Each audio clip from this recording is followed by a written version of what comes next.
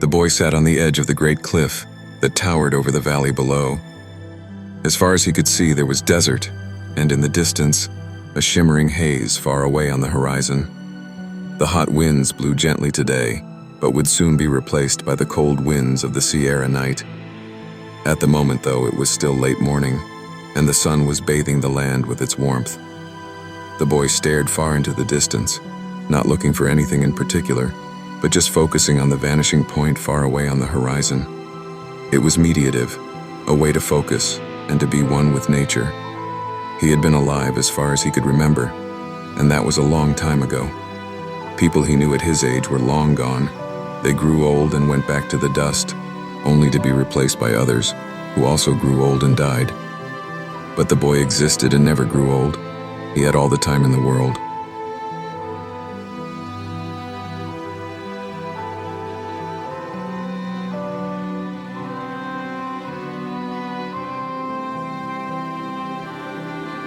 At first, he missed family and friends, but when they were gone in the mists of time, he made new friends and other people became his family. But the pattern always repeated itself. It was hurtful at first, but the boy eventually became tired of the pain and sorrow. He grew accustomed to it, and it became a natural progression in his life.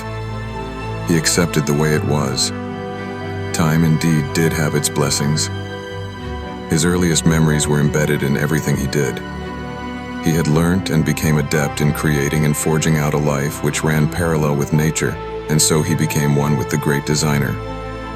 He was not modern, as modernity existed in the past as well as in the future. He was of the now. His face was smooth and line-free, eyes sparkling with the knowledge of 1,000 years. He had time on his hands.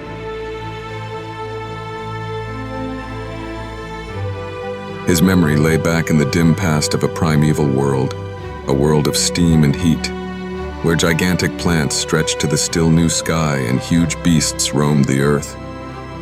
He was the only humanoid. Where he came from, he didn't know. He was just there. He was always there. He lived and breathed amongst animals and became their friend. He built homes and moved to new places whenever disaster struck. He wearied sometimes when he walked through forests of immense size and deserts of burning sands, but he never faltered or lost his strength and purpose. The landscape was his friend, a picture book of colors and minerals, glass, rock, vegetation, and life. He used it to better himself, and it looked after him as much as he looked after the environment. He lived a circular life. The clock of time didn't bother him, and every year the boy didn't grow old, like most things do. He rejuvenated through a process the world was yet to understand. He remembered the first human he met, the ageless one, who came from over the mountains. He was wise and took the boy to his heart and offered him shelter and warmth. The boy learnt of the man's tribe and its origins. He learnt their ways and listened with interest to their stories of long ago and how the world was created. The boy reciprocated and taught them things that they never ever dreamed of. Their eyes were opened and grew bright, but the years eventually filled his soul, and the wise one grew old. The boy sat with him on the great cliff. They shared their last moments together as the sun bowed its head and painted the earth with fantastic colors of golds and red. The old man's eyes, full of wisdom and knowledge, looked at the boy, and he understood, but the darkness eventually came, and the boy gently laid the man on a bed of rocks and offered up a prayer to the Great One. The wind blew and time passed over the land. The man became dust and bones, and the wind scattered his remains over the land and back to where he came from.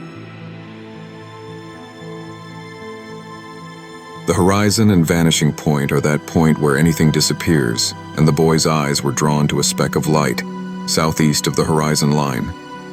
He wondered what it was as it was still light. He stood up and stared. The point of light was coming closer, but remained as if stationary in the sky, sometimes brighter, sometimes not so bright. "Boy," his mama said. It was 300 years ago, but he remembered her clearly, and the gentleness in her voice. "We don't know where you've come from, or where you're going after we long departed from this life, said the old woman, "but you've been a blessing to us." The boy smiled and held her hand as he helped her across small stepping stones, which sat in a little stream. The stream ran between two sides of a valley where fir trees, tall and majestic, lined the water's edge. The beating, flapping tent cover of their home made a soft whipping sound amongst the sounds of the clear waters. The old man was preparing a meal, and he remembered the smally, rickety table set up outside the tent with cooked food. Never enough, so he quite often declined to eat in order to allow them to eat and regain strength. "The things you've given us is something we will never forget," said the old lady as they finally arrived at the table. They sat, three small shadows, in an immense valley, talking about the vast intricacies of life.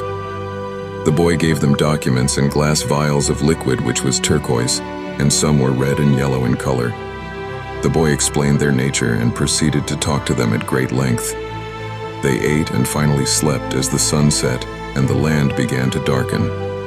A year later, and the old man had fashioned a home out of a kind of glass, which warmed the inside but cooled if too hot. That part of the valley was flooded with a pure ambient light at night, where travelers rested and gazed in awe at the glass structures which adorned the landscape. The glass was of many colors depending upon the moods of the people that lived there. The mineral could communicate. The boy smiled, but felt sad. Though memories he did have, he was incapable of deeper emotion. That was so long ago, but as if yesterday. But there was also so many more examples he remembered. Time had brought wars and pandemics to the world. Technology was turned inside out to benefit the greedy and those without empathy. Nature was forgotten, and profit became king. So, death and destruction quickly followed and ravaged the world. Mankind had become blind. The light was becoming brighter now as he stood on top of the great cliff. Far, far in the distance, skeletal structures of ancient cities still standing were silhouetted against the sky. Their remains still stood, but every now and then one would collapse and produce a little puff of a dust cloud, which remained for a time, until it too leveled out, and the air became clear again. Everything was quiet. The winds that followed mankind's destruction had covered their structures with a fine dust. All he could hear was the sound of the oncoming craft. It grew nearer and nearer. The boy stepped back as the spacecraft hovered overhead. It was white and luminous and was humming with a fine metallic sound. It came down ever nearer and then landed not far from him. They heard the sound of a door opening and closing, and a ramp from an invisible join came out of the side of the vehicle, and then it rested on the earth. The humming stopped. The boy knew who they were. Two figures appeared at the doorway, and they slowly walked down the ramp. One was a kind of female and the other male. They reached the bottom and stepped onto the fine desert sand. He looked at them as they looked at him. "Time to go now," said the female alien. "You've done very well, but they weren't intelligent enough to appreciate the gifts you gave them." The male alien spoke. "We have traveled far, and we are tired, but we have much to do. New worlds born out of this vast cosmos need a start, and that is what we do. We bring the seeds of knowledge, and it is up to them to nurture the seeds to make them grow. They learnt, and they did grow, but some use our knowledge unwisely. These humans are a strange people. They bend the physics we give and pollute the air. They should be enjoying now the fruits of many centuries of hard toil. But to destroy themselves? We shall return one day and see what we can do with this planet." The boy looked around one more and saw that the sun was now setting over the horizon. The sky glowed orange and red as he walked in between the two aliens and up into the interior of the spacecraft. "This little android has done well," said the male alien. "We will switch him off and he can rest until we find a suitable new planet again. I am told there is one a few light years away that will no doubt need our help." The boy rested in a room within the confines of the spacecraft. The lights were darkened, and he slept. Next to him were the scrolls and documents of life and civilization, the knowledge of life. The spacecraft hummed once more and lifted off. Any observer on that planet would have seen it disappear towards the horizon like a star, and then fade away.